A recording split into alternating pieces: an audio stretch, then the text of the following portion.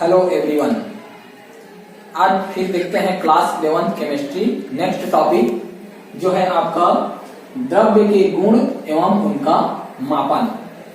हमने पहले ही देख चुका है कि द्रव्य के मुख्यतः दो गुण होते हैं। कौन कौन से? एक होता है रासायनिक गुण और एक होता है भौतिक गुण। रासायनिक गुण जिसमें तत्वों का संगठन परिवर्तित होता है और भौतिक गुण जिसमें तत्वों के संगठन बिना परिवर्तन के ही उनको हम जब आकलन करते हैं, पहचान करते हैं, जैसे उनके रंग, गंध, गलनांक, क्वथनांक, तो ये कहलाते हैं इनके भौतिक गुण। चलिए अब हम देखते हैं इन भौतिक और रासायनिक गुणों का मापन किस प्रकार से और कैसे करेंगे। तो इनका मापन के लिए एक पद्धति जो आजकल सबसे ज्यादा प्रचलन में है वो है SI पद्धति, जिसको बोला जाता है सिस्टम ऑफ इंटरनेशनल। क्या बोला जाता है? System of international. इससे पहले हम देखे हैं पिछले क्लास में कि 3 पद्धति इससे पहले प्रयोग किया जाता था। CGS पद्धति, FPS पद्धति, MKS पद्धति, जिसमें प्रत्येक पद्धति में लंबाई का मात्रक अलग था और इसी प्रकार द्रव्यमान का मात्रक अलग था। उसको एक किया गया और एक इंटरनेशनल बैठक किया गया और उस बैठक में ये समझौता हुआ कि एक मानक पद्धति का विकास किया जाए और उस पद्धति को नाम दिया गया सिस्टम ऑफ इंटरनेशनल पद्धति, जो MKS पद्धति का ही परिवर्धित रूप है, मॉडिफाइड रूप है। तो इसमें हम देखेंगे कि अलग अलग जो इकाइयां हैं उनको किसमें मापते हैं। तो हम देखेंगे इसमें कि पहला लंबाई को, तो हम देखेंगे कि लंबाई को मापते हैं मीटर में। दूसरा द्रव्यमान है, द्रव्यमान को मापते हैं हम किलोग्राम में। तीसरा हम मापते हैं समय, मालूम ही होगा, समय को मापते हैं हम सेकंड में। इसी प्रकार हम देखते हैं विद्युत धारा,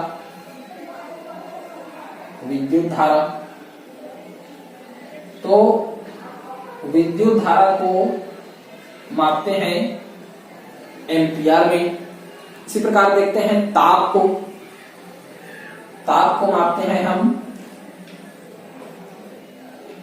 केल्विन में। स्पेशली ताप को तो हम मापते हैं सेल्सियस में, लेकिन हम अंतरराष्ट्रीय पद्धति में जब देखते हैं तो ताप को हम लेते हैं केल्विन में। नेक्स्ट देखते हैं पदार्थ की मात्रा। पदार्थ की मात्रा को हम मापते हैं मोल में।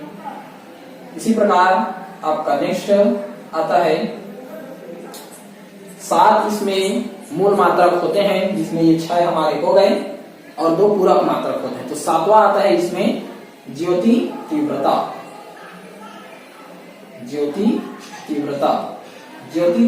को मापा जाता है कैंडेला CD। तो इस प्रकार से हमारे ये 7 मूल मात्रक। इसके अलावा 2 पूरक मात्रक भी होते हैं। तो कौन कौन से 2 पूरक मात्रक हैं? तो पहला है आपका आता है समतलीय कोण और दूसरा आता है घन कोण। समतलीय कोण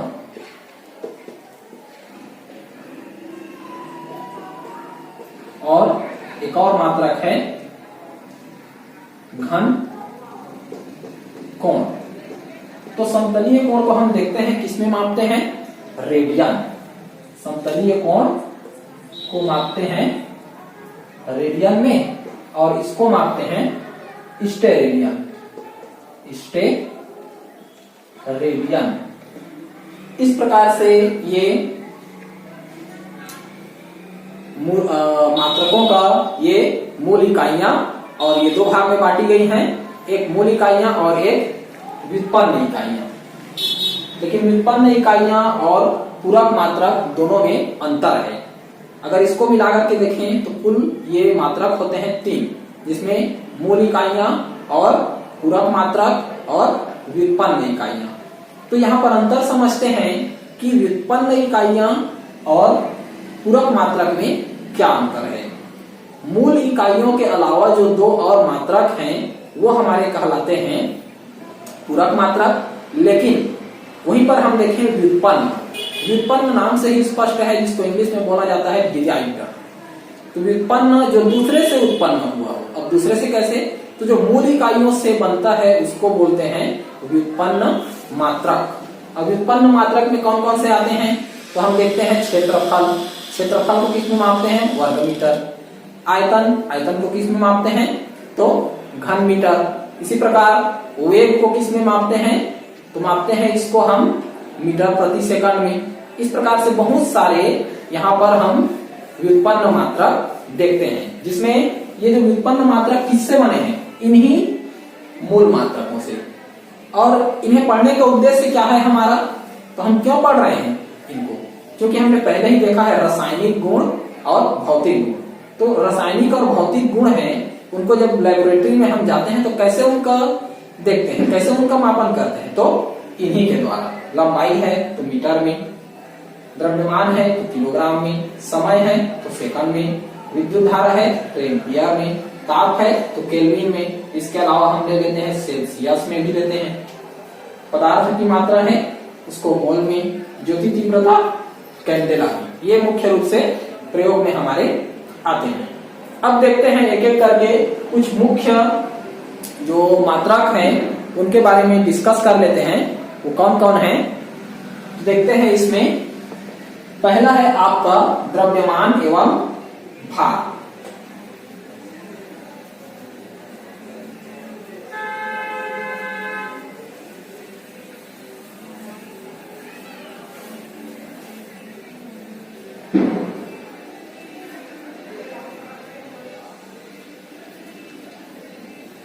द्रव्यमान एवं भार। देखने से हमें ऐसा लगता है कि द्रव्यमान और भार दोनों एक ही चीज हैं या दोनों एक ही हैं, लेकिन ऐसा नहीं है। तो दोनों में अंतर क्या है समझते हैं। द्रव्यमान क्या है? यदि किसी वस्तु में या किसी पदार्थ में उसके द्रव्य के कारण जो उसका द्रव्यमान होता है या जो उसका भार होता है कह सकते हैं, वो कहलाता है उसका द्रव्यमान। लेकिन भार क्या है? तो भार गुरुत्व के कारण जो परिवर्तित होता है। जैसे हम देखते हैं कि एक व्यक्ति का भार एक जगह अलग होता है और उसी को दूसरे किनारे पर जैसे कहीं दूसरे जगह जाए तो उसका भार अलग होता है। अलग ध्रुव पर चला जाए तो अलग होता है। जैसे पृथ्वी पर एक व्यक्ति का भार अलग मिलेगा, उसी प्रकार चंद्रमा में उसका भार अलग मिलेगा। क्यों? क्योंकि वहां पर गुरुत्व का मान जो है अंतर पाया जाता है पृथ्वी से। तो ये है द्रव्यमान एवं भार। अच्छे से समझिए, द्रव्यमान क्या है? किसी वस्तु में द्रव्य के कारण जो उसका पाया जाता है उसको बोलते हैं वो है द्रव्यमान। लेकिन द्रव्यमान के बाद आता है भार। तो भार क्या है?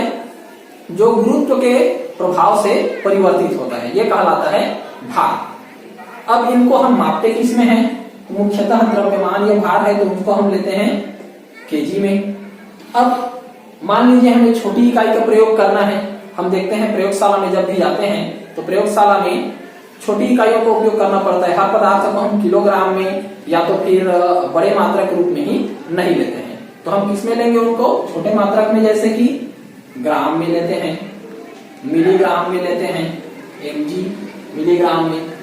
तो इनको मापने के लिए क्या साधन हम उपयोग करते हैं? तो द्रव्यमान एवं भार को मापने के लिए हम उपयोग करते हैं एक तुला होता है जिसको बोलते हैं एनालिटिकल बैलेंस, एनालिटिकल या वैश्लेषिक तुला, एनालिटिकल बैलेंस।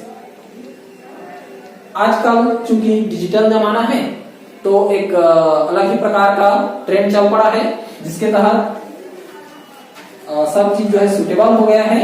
तो हम क्या उपयोग करते हैं? Electric balance. सबसे ज्यादा सुविधा है इलेक्ट्रिक बैलेंस।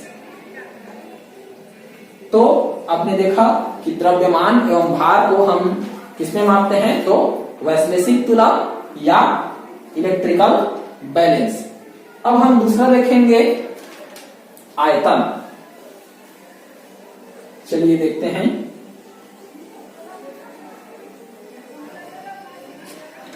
आयतन,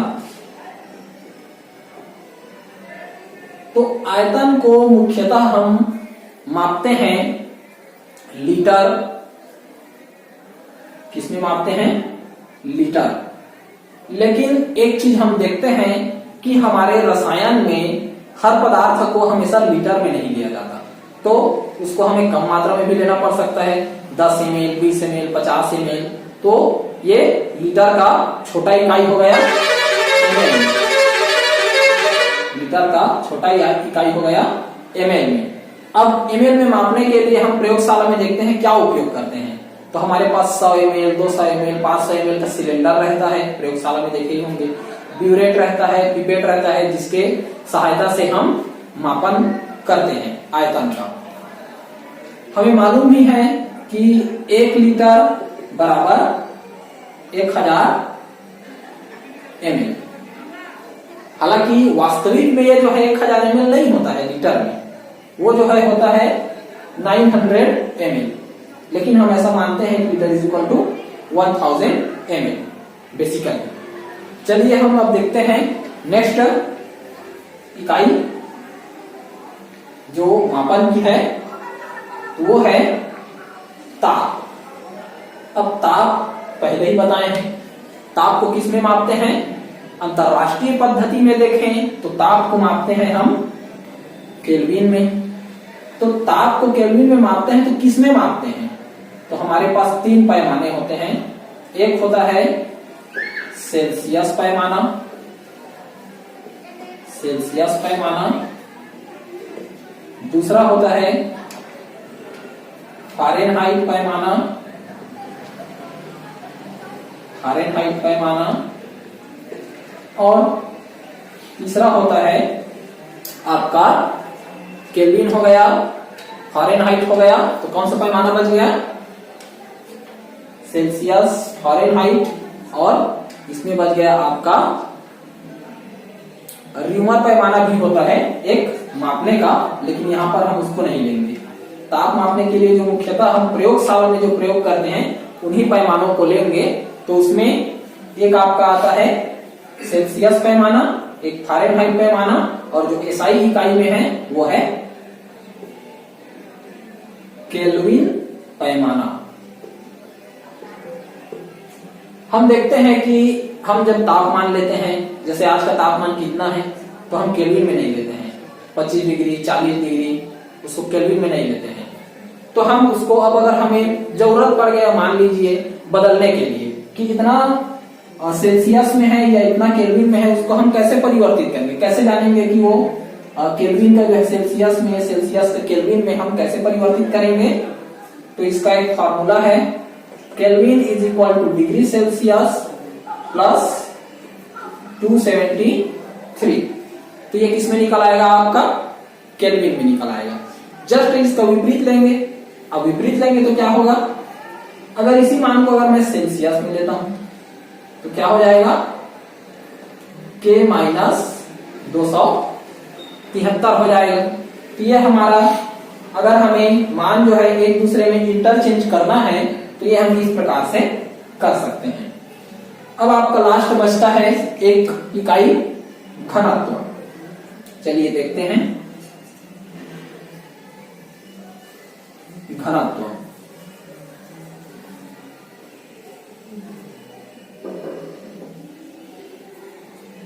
तो घनत्व को इंग्लिश में बोलते हैं डेंसिटी, और इसको दर्शाया जाता है डी, डेंसिटी। अब डेंसिटी घनत्व बराबर क्या होता है? द्रव्यमान बटे आयतन। अब द्रव्यमान बटे आयतन होता है तो इसका ये इकाई हो गया। अब इसको इकाई को हम निकालेंगे तो क्या हो जाएगा? किलोग्राम। इसी प्रकार से ये क्या हो जाएगा? Metre inverse, kilogram metre inverse. ठीक, तो ये हमें मुख्यतः कुछ इकाइयां मिल गई जिससे हम प्रयोग करके रासायनिक पदार्थों को या उनके गुणों को मापन करते हैं। तो कौन कौन से हैं? द्रव्यमान एवं भार, दूसरा है आपका आयतन, तीसरा है आपका ताप और नेक्स्ट है घनत्व। चलिए देखते हैं नेक्स्ट। अब मापन में अनिश्चितता, मापन में अनिश्चितता। अब देखते हैं मापन में अनिश्चितता कहेंगे किसे। हम देखते हैं कि किसी पदार्थ का एक्चुअल वेट क्या होता है और जो हम निकालते हैं वो वेट अलग होता है। तो यहां पर हम देखते हैं कि अगर हमें किसी पदार्थ का वेट 50 केजी दिया है और उसी 50 केजी वेट को अलग अलग व्यक्ति को अगर निकालने के लिए बोला जाए तो हर कोई व्यक्ति जो है अपने अपने तरीके से, कोई 49 निकालेगा, कोई 49.5 निकालेगा, तो कोई 48 निकालेगा। क्यों? क्योंकि वहां पर वो एक्यूरेट मान नहीं निकालता है। तो इसी को बोलते हैं अनिश्चितता। जो इकाइयां होती हैं वो कहीं ना कहीं कम ज्यादा हो जाती हैं, तो उनको बोला जाता है मापन में अनिश्चितता। अब ये मापन में अनिश्चितता को भी अलग अलग भाग में डिवाइड किया गया है। देखते हैं कौन कौन सा भाग है जिनको अनिश्चितता को हम एक और शब्द से जान सकते हैं, और वो है त्रुटि। तो ये जो त्रुटि है मुख्यतः दो प्रकार की होती है। एक होती है निर्धारित त्रुटि, निर्धारित त्रुटि, और दूसरा होता है देखते हैं इसमें, एक होता है निर्धारित और एक होता है अनियमित या संयोगिक, संयोगिक, संयोगिक त्रुटि। अब समझते हैं निर्धारित त्रुटि और संयोगिक त्रुटि है क्या। तो निर्धारित त्रुटि को भी और अलग अलग भाग में बांटा गया है, जिसको हम इसको आसानी से समझ सकते हैं। तो पहले देख लेते हैं निर्धारित त्रुटि को ही कितने भाग में बांटा गया है, इसके बाद देखेंगे संयोगिक त्रुटि। तो निर्धारित त्रुटि को बांटा गया है, इसको अलग अलग भाग में लिख देते हैं। तो कौन कौन सा है निर्धारित त्रुटि को? एक होता है यांत्रिक त्रुटि, एक होता है व्यक्तिगत त्रुटि, यांत्रिक, व्यक्तिगत, और एक लास्ट होता है जो हम विधि लेते हैं उस विधि से संबंधित, जिसको हम कह सकते हैं कार्यविधि संबंधी त्रुटि, कार्यविधि संबंधी त्रुटि। अब इनको एक एक करके देखते हैं।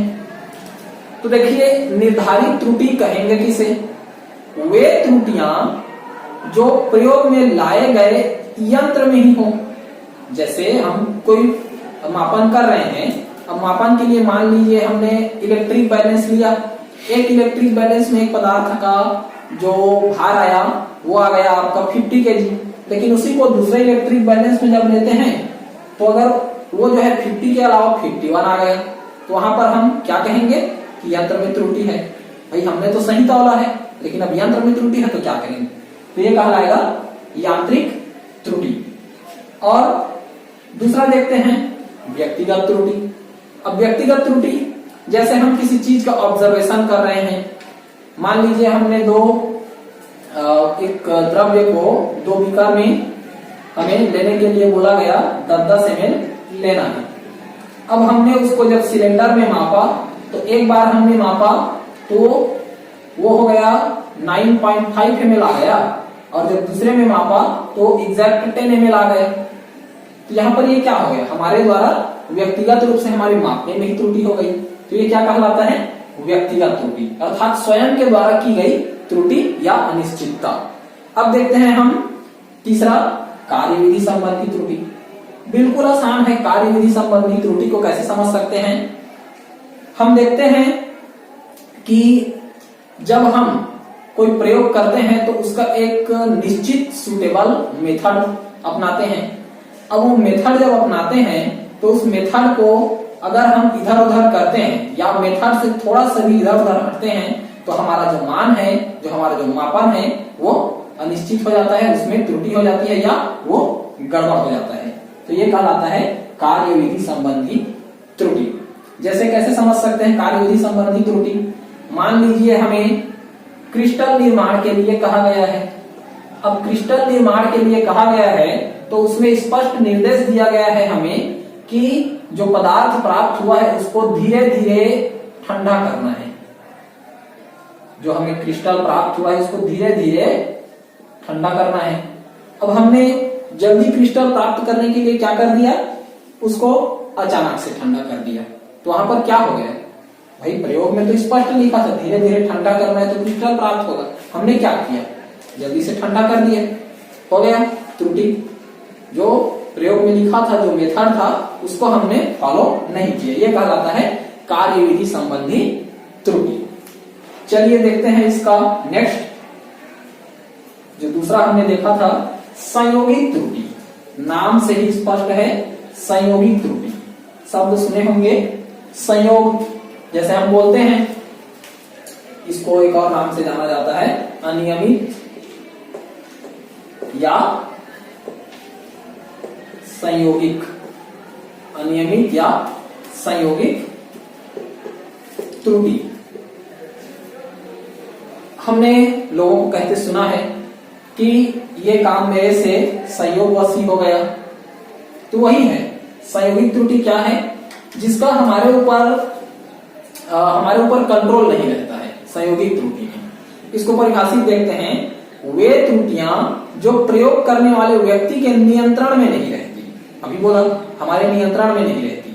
इन त्रुटियों का जो मान है वो धनात्मक भी हो सकता है, ऋणात्मक भी हो सकता है, और इससे थोड़ा कम ज्यादा भी हो सकता है। राशि का जो मान है वो हमारे एक्चुअल मान से और हमारे द्वारा जो निकाला गया मान होगा उनमें डेविएशन होगा, विचलन होगा, तब ये कहलाता है संयोगिक त्रुटि।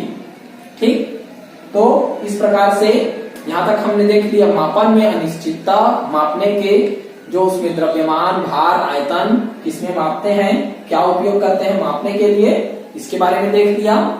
चलिए अब हम देखते हैं नेक्स्ट आपका एक्यूरेसी, यथार्थता जिसको बोलते हैं,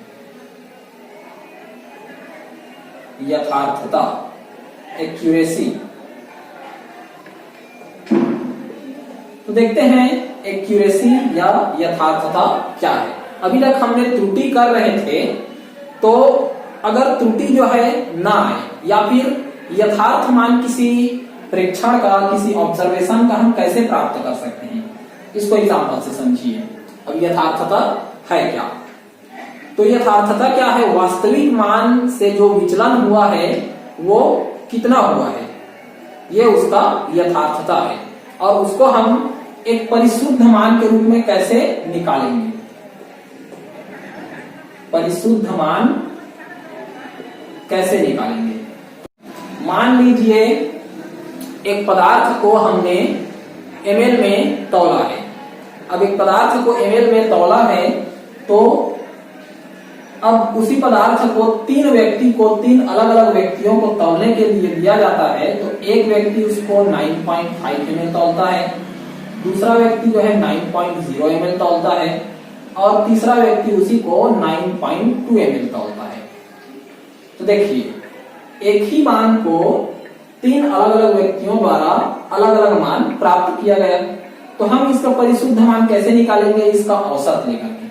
तो इसका औसत लेंगे 9.5 प्लस 9.0 प्लस 9.2 डिवाइडेड बाई 3 मान है। तो अब इसको जोड़ देते हैं, तो ये क्या हो जाएगा 7 और ये 27.7। अब 27.7 को जब 3 से डिवाइड करेंगे तो ये इसका आ जाएगा औसत मान, और ये कहलाता है परिशुद्ध मान। ठीक, तो ये समझ आ गया यहां तक। संयोगिक त्रुटि क्या है, संयोगिक त्रुटि के बाद हमें एक्यूरेसी कैसे निकालना है, परिशुद्ध मान कैसे निकालना है। ठीक, चलिए अब आगे देखते हैं नेक्स्ट टॉपिक।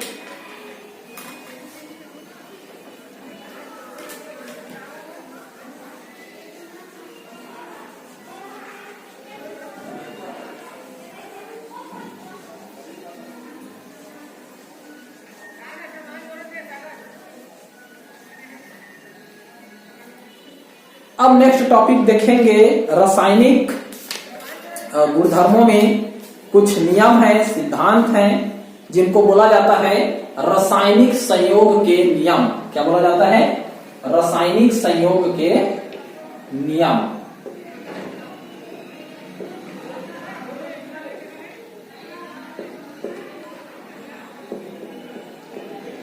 रासायनिक संयोग के नियम।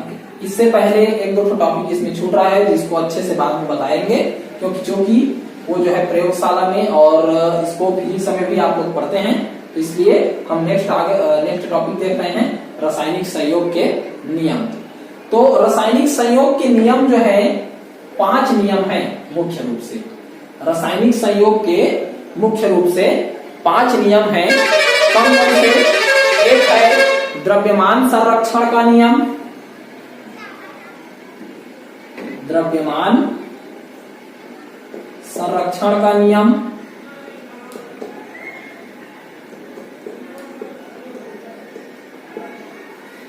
दूसरा है स्थिर या निश्चित अनुपात का नियम।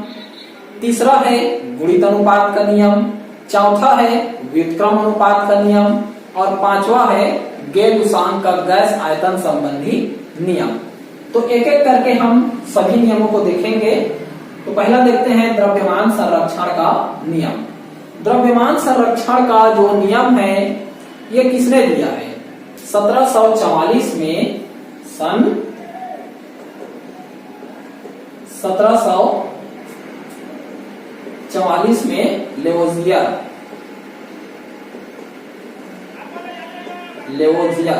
हमें मालूम है लेवोजियर क्या है? आधुनिक रसायन के जन्मदाता।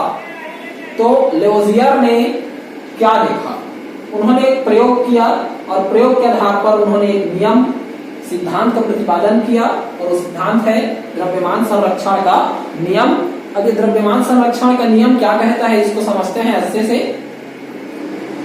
ना तो कोई पदार्थ उत्पन्न होता है, ना तो कोई पदार्थ नष्ट होता है, ये पहले ही पढ़ा हुआ है। ना तो कोई पदार्थ उत्पन्न होता है, ना तो कोई पदार्थ नष्ट होता है, बल्कि केवल उसके रूप में परिवर्तन होता है। तो अब इसको रसायन की भाषा में कैसे कहेंगे? तो रसायन की भाषा में कैसे कहेंगे? रासायनिक परिवर्तन में भाग लेने वाले पदार्थों का जो कुल आयतन है, रासायनिक परिवर्तन के बाद बने हुए पदार्थों के आयतन के बराबर पाया जाता है। इसको बोलते हैं द्रव्यमान संरक्षण का नियम। समझ में आ गया? जो कुल आयतन हमने रासायनिक परिवर्तन में लिया था, वो रासायनिक परिवर्तन के बाद भी इसका कुल आयतन अगर समान प्राप्त होता है तो हम उसको कहते हैं द्रव्यमान संरक्षण का नियम। किसने दिया है? तो 1744 में लेवोजियर या लेवोजियर। तो यहाँ पर देखते हैं इसका एग्जाम्पल। अब इसको कैसे समझ सकते हैं? तो इसको प्रयोग के थ्रू देखते हैं। जो यहाँ पर लेवोजियर ने प्रयोग किया है,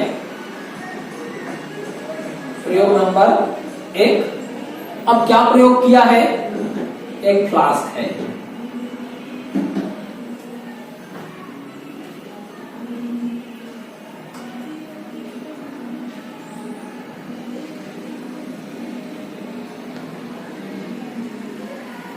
ये एक फ्लास्क लिया और इस फ्लास्क में ये नीचे में रेत और इसके ढक्कन को, इसके मुंह को पूरी तरह से हमने बंद कर दिया।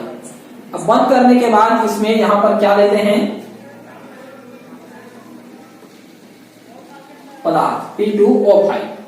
अब P2O5 को जब गर्म करते हैं, और चूंकि इसका मुंह जो है पहले से बंद है, अब जब इसको गर्म करते हैं तो गर्म करने के बाद जब इसको ठंडा करते हैं फास्फोरस पेंटाऑक्साइड को, तो पहले बिना ठंडा किए इसका हम माप लेते हैं कि ये कितना इसमें पदार्थ भरा हुआ है, कितना इसका द्रव्यमान या कितना इसका जो आयतन है वो लिया गया है P2O5 का। उसके बाद इसको हम गर्म करते हैं।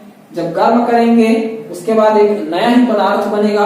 उस नए पदार्थ को फिर से जब मापन करते हैं तो दोनों का जो हमने द्रव्यमान या आयतन जो लिया है वो बराबर प्राप्त होता है। अर्थात कहने का अर्थ यही है द्रव्यमान संरक्षण के नियम में कि रासायनिक परिवर्तन से पहले पदार्थ का जो आयतन होता है, रासायनिक परिवर्तन के बाद या रासायनिक परिवर्तन के बाद जो बनने वाले उत्पाद होते हैं उनका जो आयतन होता है वो समान प्राप्त होता है। ठीक, तो ये द्रव्यमान संरक्षण का नियम 1744 में लेवोजियर द्वारा दिया गया। चलिए नेक्स्ट देखते हैं दूसरा नियम।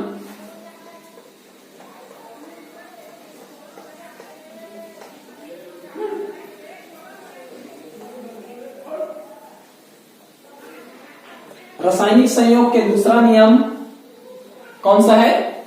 तो दूसरा नियम है स्थिर अनुपात का नियम।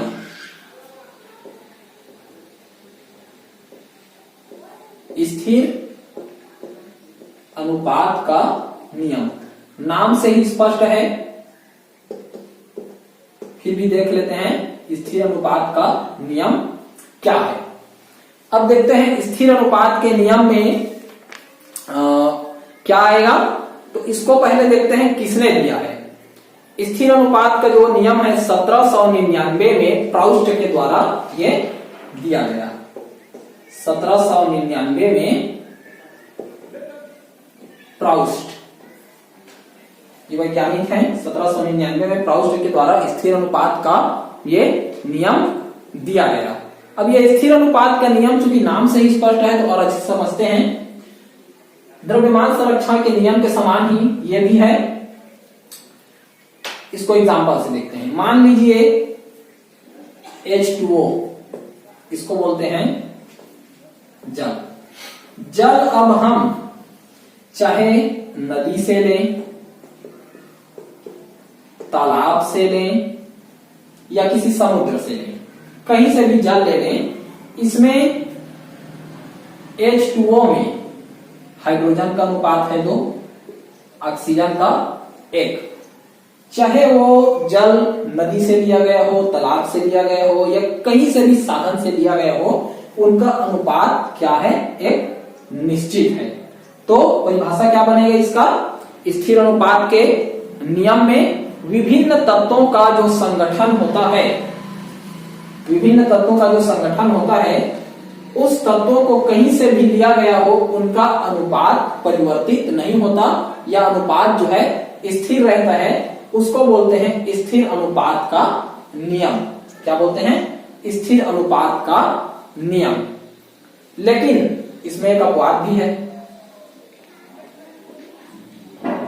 अब देखते हैं हम कि आजकल कई प्रकार के समस्थानिक, संभारिक का खोज हो चुका है। तो अब अगर क्लोरीन 35 और एक होता है क्लोरीन 37, अब क्लोरीन से बने हुए HCl, अब यहां पर देखते हैं तो मान लीजिए ये क्लोरीन जो है क्लोरीन 35 है, तो यहां पर इसका अनुपात हो जाएगा 1 अनुपात इसका 35। ठीक, लेकिन यहीं पर देखते हैं अब इस क्लोरीन को मैंने अगर समस्थानिक क्लोरीन ले लिया 37, तो क्या हो जाएगा अनुपात? 1 अनुपात 37। तो कहने का अर्थ यह है कि अगर समस्थानिक को ले, शुद्ध तत्व है तब तो ठीक है, अगर समस्थानिक को ले किसी तत्व के, तो वहां पर यह नियम लागू नहीं होगा। ठीक है, तो दो नियम देख लिए, द्रव्यमान संरक्षण का नियम, स्थिर अनुपात का नियम। अब नेक्स्ट देखेंगे कब। इसमें अगर आपको कोई भी डाउट होता है तो आप हमें कमेंट, व्हाट्सएप या टेलीग्राम के थ्रू डाउट अपना क्लियर कर सकते हैं, बता सकते हैं। इनको हम आपको फिर से बता देंगे। Thank you.